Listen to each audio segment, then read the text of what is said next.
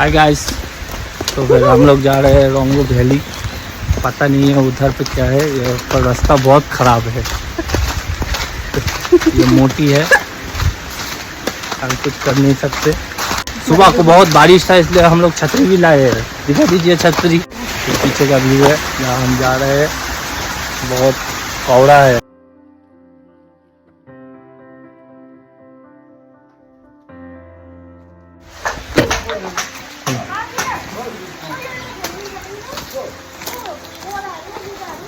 तो हम जा रहे हैं ये भुट्टा खेत।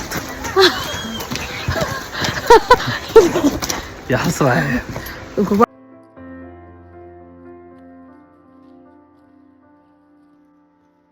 ये बैग बहुत भारी है। इसके पास सिर्फ एक छतरी है। अरे वो छाता था।